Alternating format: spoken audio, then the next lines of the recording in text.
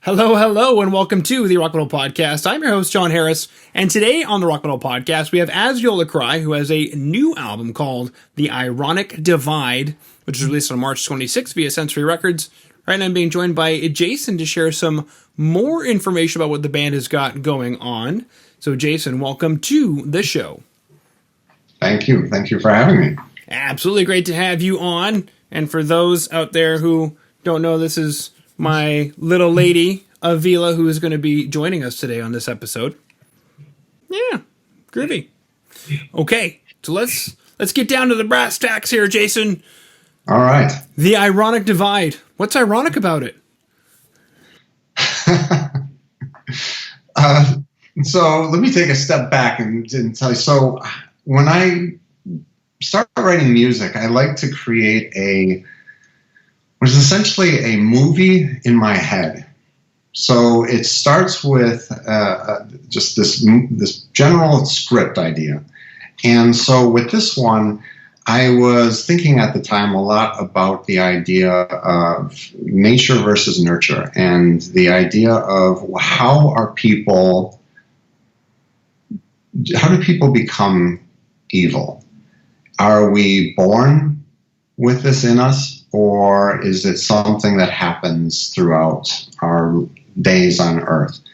And so I started with that idea and then started to put together a somewhat of a storyline in my head about our protagonist and how he becomes this bad person, so to speak.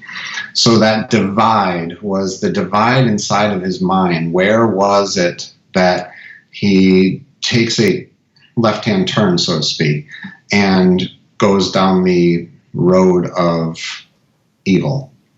Mm-hmm. So that is the ironic divide. Okay, fantastic. Is there? There's so many a bajillion questions. I guess I have then for you. So this character that we're seeing with the long face, this is the guy who's going to be taking a left-hand turn. Within, I guess, the course of the story, are there events that happen to him that maybe sway this argument one way or the other? Like, do you come to a conclusion in this album?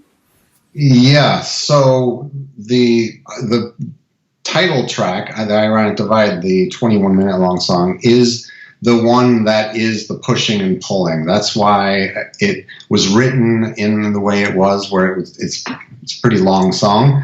But I wanted to have that feeling of he's feeling this pull one way, but he still kind of wants to resemble a little bit of what is considered more normal. So it's this kind of transition period for the character. The way it ends is alluded to in the last song title, Scars Now Rest Where Once Bore Wings, where I thought of this idea of us all being born angelic, and this character no longer resembled that angel type person, so there were no more wings for this character. So it takes the left turn. Okay. I'm immediately thinking of that scene in The Godfather, where he's standing. I think he's standing in the light, or half of him is in the light. And you can see him making that decision, and then he goes off into the shadows. Yeah. Classic film. Yeah. Very cool. Now, I guess one of my other questions was going to be, since we're talking about nature versus nurture in this, did you do a bunch of research into what, I don't know, who would be doing research on that? Psychologists, psychiatrists, sociologists? Yeah. So it actually started when I was in school. I was taking a bunch of child psychology classes, and that's where my interest really started and where a lot of the research, at least in the early formations, came from. After that, I just became very fascinated with the topic. So I started buying my own books and just doing my own research on it because, after writing a paper on it, it really just made me realize, wait, this isn't just something I'm doing for school. I actually really enjoy this topic. This is something I find quite fascinating. So I delved a little deeper into it over the course of time, bought some different books, and have gone back to some of even my old school books just because I do find it a really interesting idea. Mm-hmm. So, yeah. And you see what this child is doing right now? This is evil, Jason. There was no nurturing in this decision this child made right here. This is all nature right here. Yes. Well, and I mean, the other thing, too, that is fascinating is it's instrumental, right? Right. How do you tell a story that way, in the way that you've done?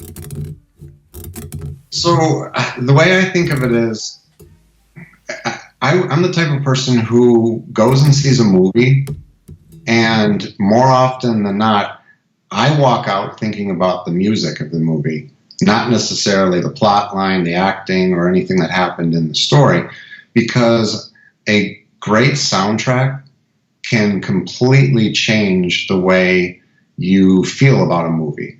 So for me, this instrumental music is just really that. It's the soundtrack to a movie that I want there to be some ambiguity there, because I want everybody to have a little bit of their own interpretation, and that movie might look different in everybody else's minds. But giving a little bit of the story away plants the seed for what the story is about, and then people kind of put their own movie together with this being the soundtrack to it, is kind of how I think of it. So it's working more as the soundtrack versus feeding them the words and the lines, say, for example, with a song with lyrics where that is the case.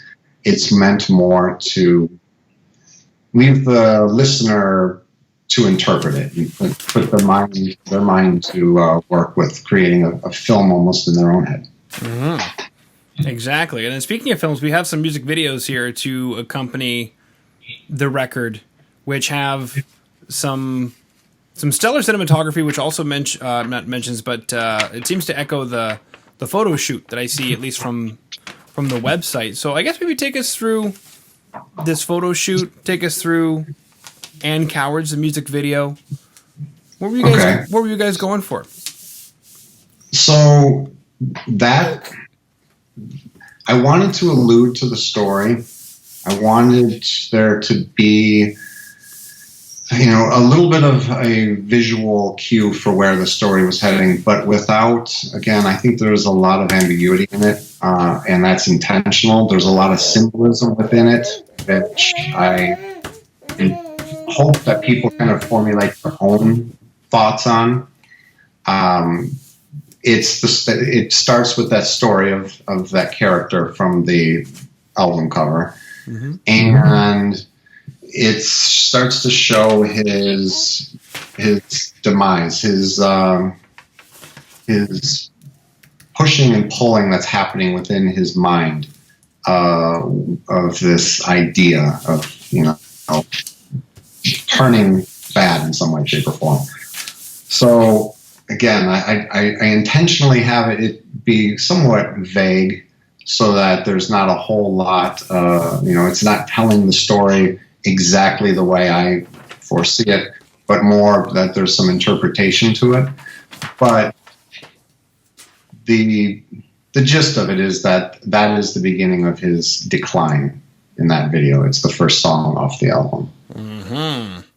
Maybe I'm getting ahead of myself here, Jason, but is there a sequel coming where he turns around? No, I do have the concept for the next album, and it plays a little bit into this, but it's a little bit of a departure. So I would say this one ends with the idea that he has done wrong and does not know how to fix it. Mm-hmm. Okay, and how far down the rabbit hole have we gone with wrong? Like, are we talking like serial killer status here? I think that's where I leave it to interpretation. I don't necessarily want to put any thoughts into anybody's mind, but it's just definitely something, what is considered normal by most standards. I would say it's not that. He's gone too far. What that too far means, it can be individualistic in terms of like, it could be that for some people, as you mentioned, but I don't think that wasn't necessarily where my mind went, but it could be. Okay. So this could be, you've had too many pieces of cheesecake, or it could be, It could be. It could be. Now, something that I noticed in particular was the guitar you've got over in the corner there, and then I went to their website because I saw in the credits that you specifically play Warr guitars, and so maybe take us through that instrument, how you got inspired into it, and how it plays a role in what you're doing here with AZIOLA CRY. Yeah, it's huge in the role of this band. So the short story of how I got into it was that I was a bass player, and I was doing a lot of tapping on the bass. So back in the day, I was watching, Billy Sheehan or Stu Hamm doing their tapping stuff on a bass, and just started doing a lot of that myself. Somebody came up to me at a show I was doing and said, there's an instrument designed specifically for tapping, and it's called a Chapman stick. So I became interested in it, bought one. In fact, you don't see it in the camera, but over there is my first Chapman stick, and played that for, I don't know how many years, and then found that the Chapman stick is probably the most famous version of the touch style guitar, but for me it lacked something in that body of a Warr guitar gives. So if you see it looks more like an actual guitar, just a really thick, long, bigger neck because you got 12 strings on it. So it just, for me, it's just a personal preference. I like the Warr guitar more than the Chapman stick, but like Tony Levin plays the Chapman stick, and he's done quite well with that. So fact is there's, I wouldn't say one's better than the other, but for me personally, I really enjoy the Warr guitar. So as it plays into the band sound, what it's done is it just opens up an entirely different way of composing music. So the way it's played, I don't know how familiar you are with it, but there are 12 strings. The one I play 6 and 6, so it's the bass strings are played by the left hand. Okay. And if you notice, like the lowest string is in the middle of the neck, if you see on the picture there. So you're playing that out, it's in fifths, and then the guitar side is tuned like a normal guitar, and you're playing that with your right hand. So what I've done with it is there's parts of AZIOLA CRY where I play the role of bass player, and I'm playing more the bass part of it. There's parts where I'm playing more that of maybe a rhythm guitarist, and both hands are playing at the same time. And then one of the things I don't know if people actually realize, but half of the solos are mine and half of the solos are Mike's, the guitarist. So you don't always know who's taking a guitar solo because the Warr guitar actually also sounds like a guitar. So it opens up a plethora of possibilities for the band, because when I write on it, I think I write differently. I think differently with the instrument, so it creates something somewhat unique as a result of it. Okay, cool. And something else I noticed was the production team on the record, because I saw Ted Jensen in there dropping some big bucks on old Teddy. And for anybody listening who doesn't know who Ted Jensen is, he's like the guy for mastering. Guy's Yeah. probably got ears worth $1 billion. Probably has an insurance policy on like $1 billion per ear or something. Yeah, go to his website. His list of past albums is unbelievable. Whoa, little lady. So, what was the decision to work with the production team? I remember his name, and then I'm trying to remember the other, the mixing engineer's name. But why these guys? Yeah, why these guys? So, Transient Sound is a little bit of there's a connection there for me. So, a friend of mine is a co-owner there. So there's the connection into Transient Sound, and then having Stephen Gillis mix it was just because we wanted it to be the best it could be. Mm-hmm. So we went with him, and then when he was done with it, he said, I think there's only one person that you're going to want to master this. and he convinced me that let's do it. So we sent it off, and the rest is history. But yeah, it just became where, one step, we had waited so long. This album took us a while to get put together. So at that point, it just became, let's do it, and let's do it right. So one thing led to another, and that's how that got put together with the names that we have involved in the record. Mm-hmm. Absolutely. Where'd my mouse go? There's my mouse. Going back to my notes here. Sweet. So we've chatted about nature versus nurture. We've chatted about essentially movie soundtracks. We chatted about Warr guitars. We chatted about Ann Cowards. We chatted about the music video. We chatted about the photo shoot. We chatted about Ted Jensen. We chatted about... Did we chat about Where Once Bore Wings? I don't think we have. No. Well, it's the last song. It was originally intended to be 2 songs. The way I had written it was that it was supposed to be Scars Now Rest was 1 song, and Where Once Bore Wings was going to be its own song. Once we recorded it, and it just felt right to put them together. And I mean, they were always intended to be, songs that were supposed to be together, but not necessarily the same song on the album. So what we did is, for the CD, we put them as one long song. What did it come to? About 13 minutes long. But when we put out a pre-release single, it was my opportunity to kind of treat it the way I initially had envisioned it. So we put out just the Where Once Bore Wings portion of it as a single. So it allowed that opportunity to, like, as I originally saw it, but... See, Where Once Bore Wings. Now she's flying. Yeah. But it got put together on the album, and I'm happier the way it is on the album like that. It's nice to also see it in its split up form too for the single that we did. Mm-hmm. Okay. Kind of an odd question, Jason. How do you write a song that long? So really, you just start and you just keep going. You just never stop. You just never stop.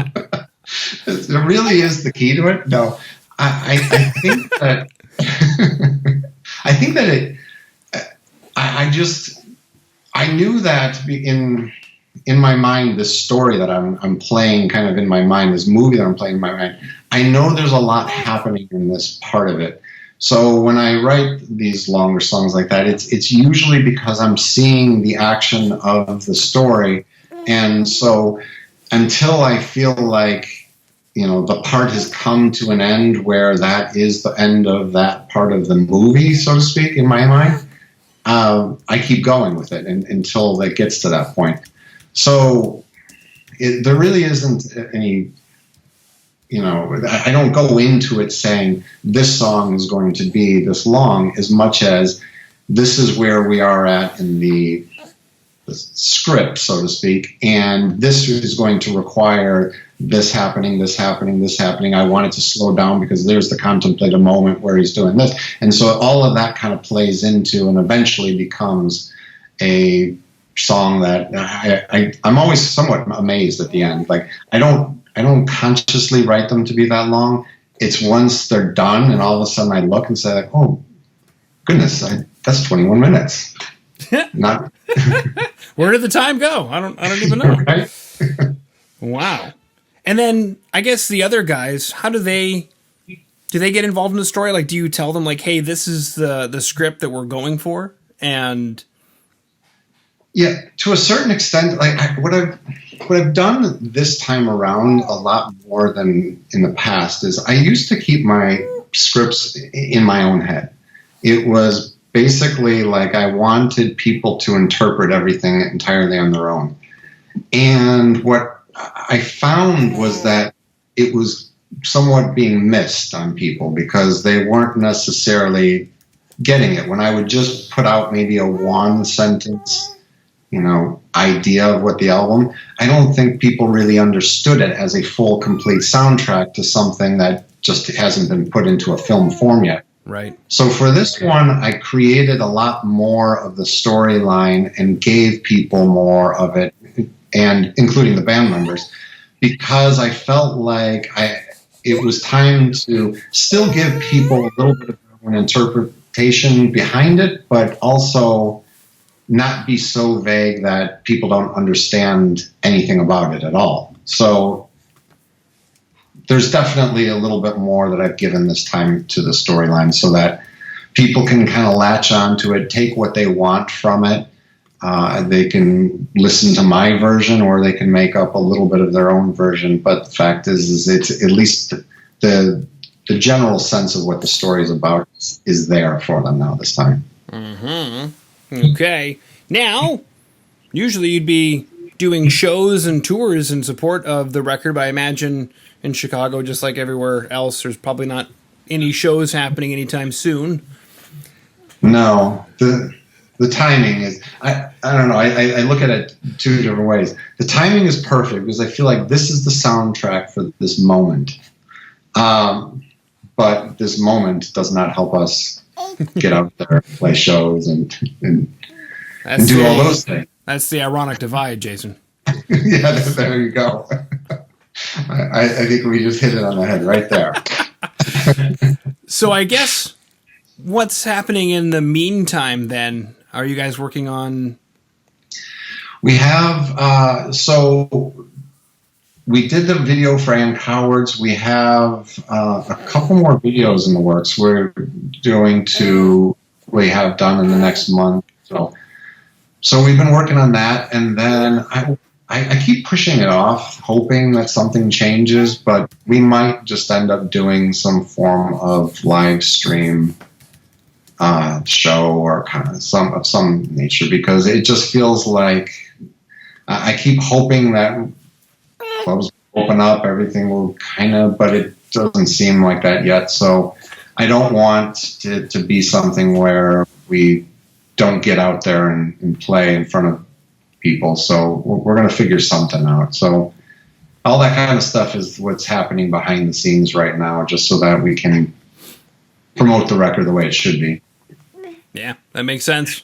All right, fantastic. So we chatted about War Guitars and Cowards for Once Four Wings, The Ironic Divide, Nature vs. Nurture, movie soundtracks, live shows, what's coming up next. We didn't chat about your favorite kind of pizza. Oh, you're from Chicago. This is a good question. Which family do you prefer if you even prefer Chicago-style pizza? Are you like a Illuminati's kind of guy? I'm a Illuminati's guy, yeah, totally Illuminati's. Okay. In fact, where I'm at right here is close to the original Illuminati, so we go to the original one. Ooh, boom.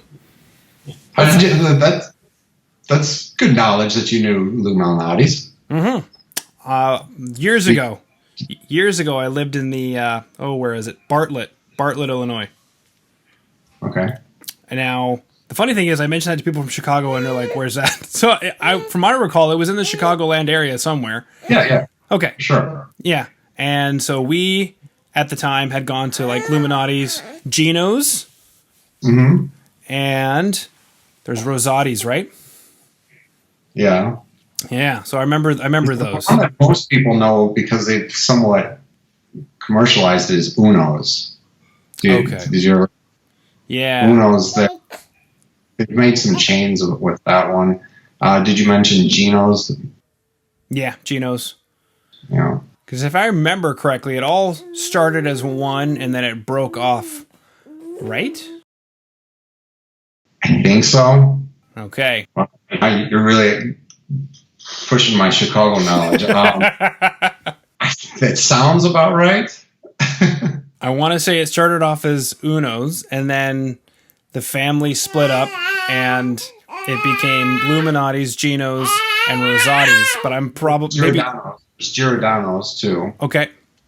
It's a big one. Yeah, I could be wrong. Somebody in the comments is probably going to chew me a new one, but it's okay. Yeah, and I hope I didn't let down Chicago with not knowing that answer. It's okay. It's okay. But yeah, I haven't had Chicago-style pizza in a very long time because where I live, there are no Chicago-style pizza places.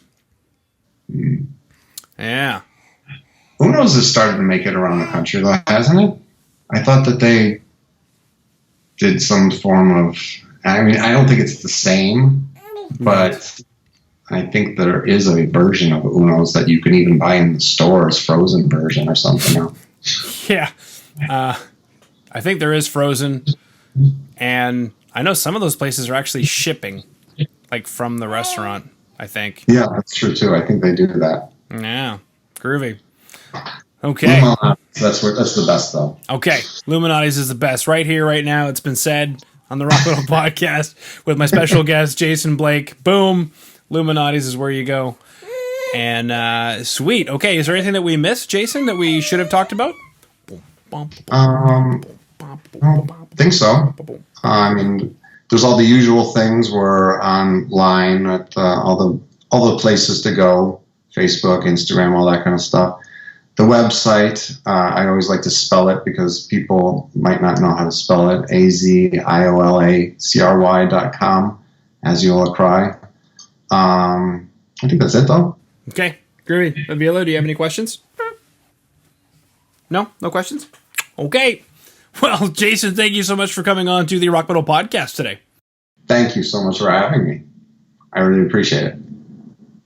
All right.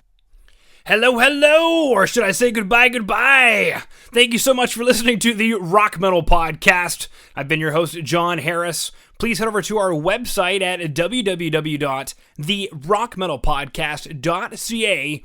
There you can sign up for our newsletter and find out more information about today's show.